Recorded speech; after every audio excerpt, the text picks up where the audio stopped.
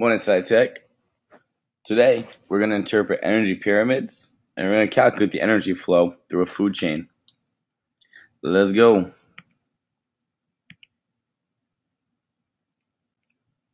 All right, energy pyramids. So, key point number one, I want you to know. Food chains can be rewritten as energy pyramids to show how energy flows between different levels of organisms. Right here, we have a pyramid, and like I said, it's just a different way to show the energy flow. So, starting at the bottom, we have a producer, which is a plant. Remember, that's how all energy pyramids start, all food chains start. The next level is a first order consumer, which is the beetle. The beetle eats the plant. Second level order consumer is the frog. Frog eats the beetle. Beetle eats the plant. And you probably guessed it, the third order consumer is going to be that owl. Top of the food chain. These are known as its trophic levels.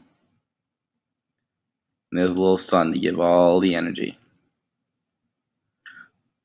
So, why do you think that the energy pyramid is smaller than the bottom?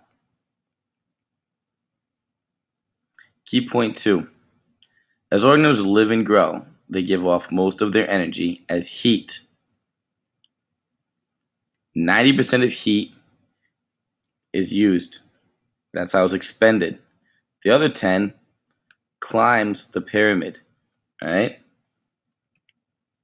So, the plant gives off 9% heat, passes 10% of energy to the beetle.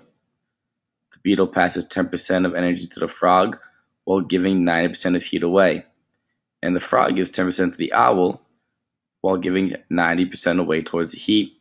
And the owl does the same thing, gets a 10%, but it still expends 90% of heat. Only 10% of the energy is passed on to the next trophic level.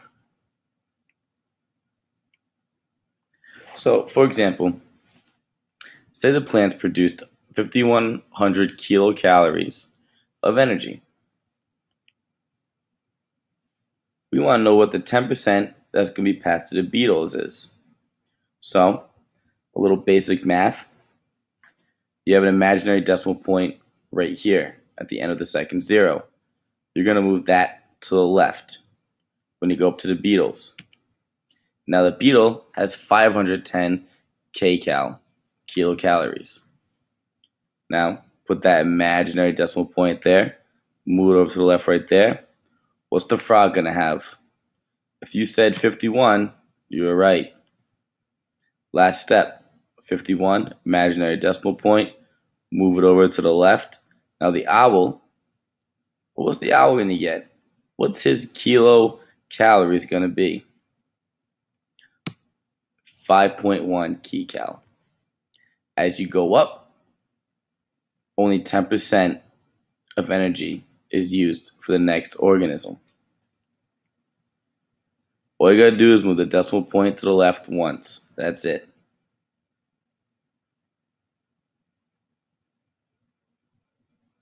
So, imagine the producer was made of 8,500 kcal of energy. How much energy would the other trophic levels end up with? See, decimal point just kept getting moved to the left. Question: if there is less energy available at higher trophic levels, will there be more organisms or fewer organisms as you go up? Take a quick second and answer that to the right. Check for understanding. We're going to go over this as a class too. Let's take a look at it. Biologists find that there is far more algae, a producer, in an ecosystem than anchovy. What is the reason for this? Anchovy is a second order producer, so there's less energy available than there is for producers. There's not as much energy being passed around as there is for the algae, so they're not going to have as much. There won't be as much in the ecosystem.